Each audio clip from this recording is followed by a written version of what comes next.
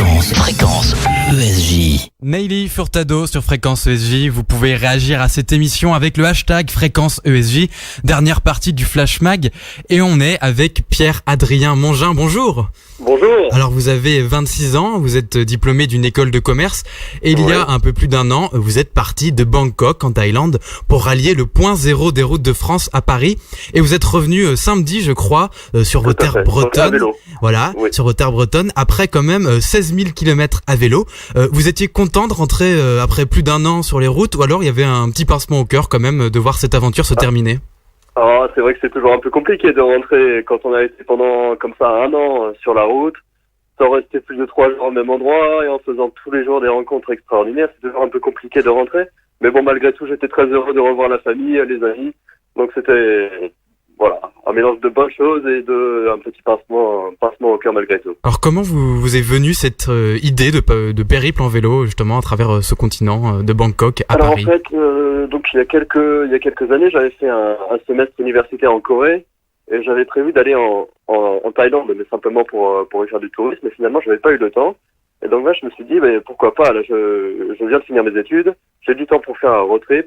Pourquoi pas partir de Thaïlande pour visiter ce pays et puis ensuite, tant qu'à faire, aller visiter 20 pays supplémentaires.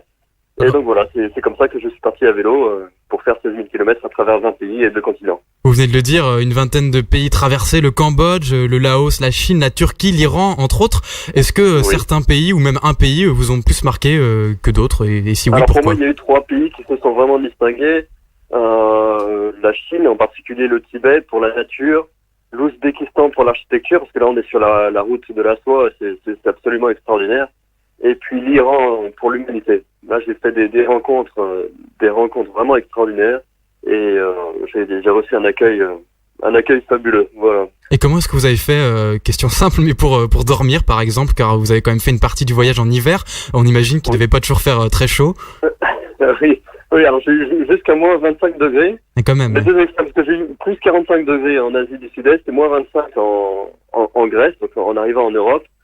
Et en fait, moi j'avais commencé mon voyage en frappant tous les soirs aux portes et j'étais naturellement accueilli chez les gens. Et ça a été très dur en arrivant en Europe parce que les températures étaient très froides et l'accueil était aussi froid. Et donc finalement très peu de portes se sont ouvertes en Europe et en Grèce en particulier. Donc ça n'a pas été un passage facile. Bon, ça reste quand même une aventure humaine, mais aussi une aventure physique. Combien est-ce que vous faisiez de kilomètres par jour? Alors tout dépend des conditions météorologiques, mais généralement c'était entre 70 et 140 km par jour. Et vous n'avez pas eu de moments de doute où c'était trop dur et vous vous êtes dit allez j'arrête, j'en peux plus? Pas vraiment de doute. Après c'est vrai que quand on est en bas de la montagne et qu'on sait qu'on va devoir grimper pendant 3 jours, on se dit bon vivement qu'on soit là-haut.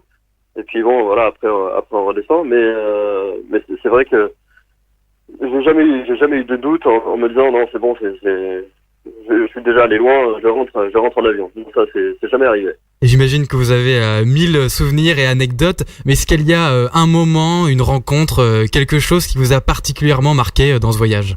Oh, c'est compliqué de vous dire une anecdote en particulier, mais une anecdote que je ressors assez souvent quand on me demande, c'est une fois quand je suis arrivé dans un temple bouddhiste au Cambodge, que j'avais pas d'argent, j'avais pas trouvé de distributeur automatique. Et alors là, pour manger, je m'étais arrêté dans ce temple et je leur avais demandé si c'était pas possible d'avoir un peu de nourriture et de dormir dans le temple. Alors là, ils commencent à me regarder d'une manière un peu sceptique et finalement, il me dit, ok, mets tes bras comme ça. Et là, il me met une énorme boule de riz collant dans les bras. Et il me dit, ok, vas-y, mange. Et puis alors là, je vois tous les moines autour de moi qui commencent à se moquer, à rigoler. Et puis finalement, il dit, ok, viens, lâche ta boule de riz, on va au resto. Et donc voilà, il m'a naturellement invité au restaurant et il a vu que j'étais pas simplement un touriste qui voulait tester une expérience exotique, mais que j'étais réellement dans le besoin. Et les moines qui ont donc beaucoup d'humour. Je crois qu'initialement vous aviez prévu de rentrer un peu plus tôt, aux alentours de Noël. Pourquoi est-ce que vous avez mis un peu plus de temps alors? Alors j'ai eu des soucis administratifs, j'ai fait 2 demandes de visa pour le Turkménistan, 2 demandes qui ont été refusées. Et donc ça m'a obligé à retourner au Kazakhstan, ensuite traverser la mer Caspienne, passer par l'Azerbaïdjan et ensuite l'Iran. Donc j'ai dû faire à peu près 2500 km supplémentaires. donc du temps supplémentaire. Et puis ensuite, j'ai rencontré un couple de cyclo-voyageurs en Iran. J'ai voulu descendre tout l'Iran avec eux.